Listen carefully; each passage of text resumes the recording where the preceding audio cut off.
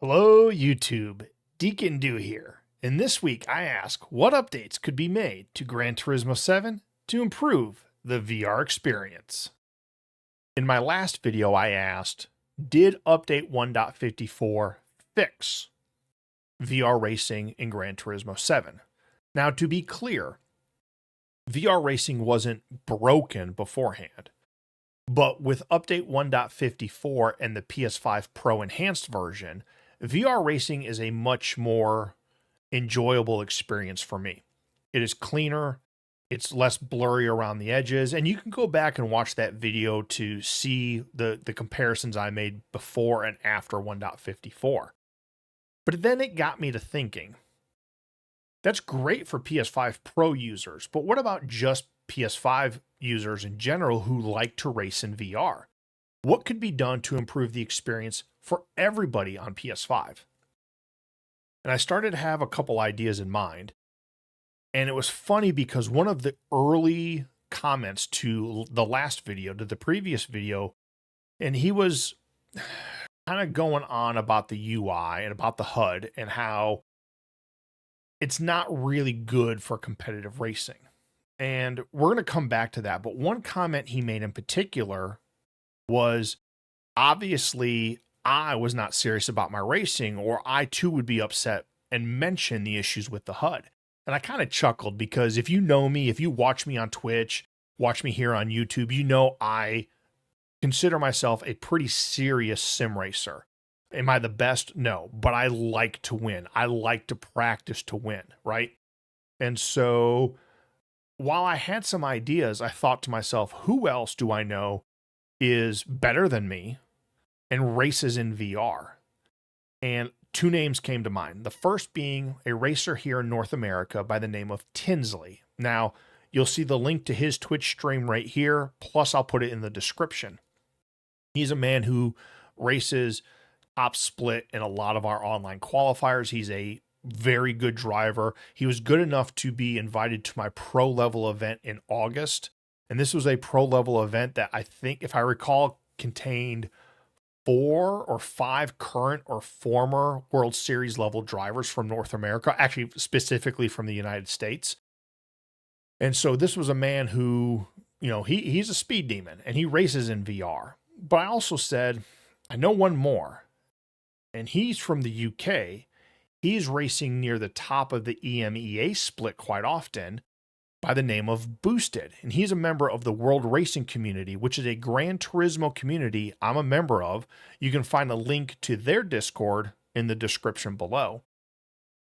And I said, all right, let me reach out to you two. I have an idea for some things I would like to do to improve VR in general for any PS5 user. But let me see what they thought. And it was interesting to see that some of their thoughts were very similar to mine, and one of them may be a very unpopular opinion, but they also came up with a couple other ideas that I thought, The first thing I want to discuss is image doubling. Now, unfortunately, you cannot see it here on the game capture, but it is definitely something that plagues me in a few different places. First, here, practicing for a league race in the 919 hybrid, every turn I took, my time right in front of me would get blurry, would get doubled imaged. And it was very annoying. And I thought, okay, maybe it's just the car. So then I hopped into another car that's in this series, the Audi R18. And for me, while the time was clear, the HUD on the left was definitely double imaged. Again, you can't see it in the replay. It's one of those things you have to experience to see. But it is definitely there and is extremely annoying, and in some cases could even be game-breaking. And unfortunately, I saw it in a few other places, such as the Ford GT race car in Daily Race C. Anytime I would look over to the right to look at the HUD, it would definitely be double imaged. Again, really hard to tell here in the game capture, but it is definitely there. In some cars, like the Corvette, I had no issues with. There was no doubling of the image anywhere in the HUD. I'm not sure if this is due to HUD placement or if there's something else going on.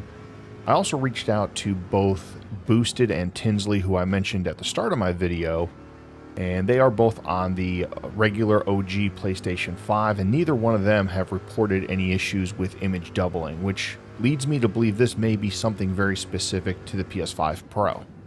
While some of the other items on this list are wants, this is definitely a need. This is something PD needs to address immediately.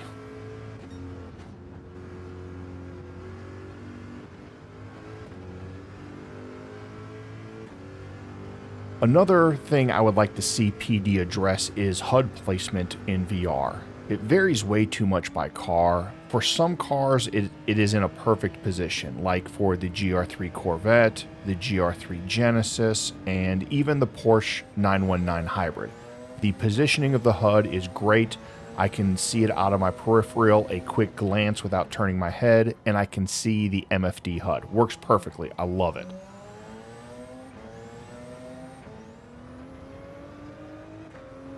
There are many cars, though, where the MFD HUD is just too far out of your, straight ahead vision.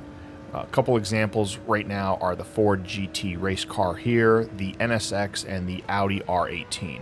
And it makes it really difficult to use the MFD HUD when you're using VR and you are in door-to-door or wheel-to-wheel racing. There is not a perfect solution for this, but Boosted did suggest one of two things: either allowing the racers to customize the position of the MFD HUD, or just center it over your wheel so it is more in your line of vision when you're looking ahead. Now let's discuss a few wants. The first one I want to discuss is a spotter. I love this feature within iRacing. I think if you brought it over to Gran Turismo, it could be used both for VR and non-VR. I think within VR it would help with the immersion, and it should also be something that is configurable, meaning the user can turn it on or off, turn the volume up or down on it, make it really something that VR users could use, so maybe they don't have to look at the MFD or the radar, and they could have some sort of sense of who's around them, much like real racing. Another feature I think would be really cool is being able to map to any of our controller or wheel buttons a function to turn the HUD on or off. This would allow us to, say, for example, turn the HUD on if we want to adjust or double check brake balance or fuel mileage or something like that. But at the same time, be able to turn it off with just the touch of a button so that we could focus on the race, focus on really the beauty that is VR in Gran Turismo 7. One thing that VR racers have been clamoring for on Gran Turismo is the ability to see Delta information while in VR. And there's going to be a little bit of controversy here, but first let's discuss what the Delta information is. When you're not in VR, on the left-hand side of your screen, you see a breakdown of the field. You see the top 3 positions, a few folks in front of you, a few folks behind you. You see your interval to the leader, your interval to the person in front of you, behind you. And when people pit, if they're within a few spots or in the top 3, you get to see what tires they had coming into the pits, and if you're paying attention, what tires they have coming out of the pits. On the right-hand side, you see your last 10 laps and the timing for each of those laps. The next question that comes up, though, is where would we put that for a VR racer? And after talking with Boosted and Tinsley, we feel that it's most likely going to be best positioned in the MFD. You can maybe see the 2 positions ahead of you, 2 positions behind you, your interval with those folks, and how far behind the leader you are. This is where the controversy comes into play. Tinsley, who races at or near the top of the North American split, Boosted, who runs at or near the top of the EMEA split, and myself, who I'm a mid to high A ranking driver, we all have a ton of time, whether it is within lobbies, within sport mode. We have experience racing in VR, Boosted and Tinsley much more than I do. And all 3 of us feel that the Delta information is a nice to have. It's not really a need to have. And I know that's going to generate some controversy in the comments.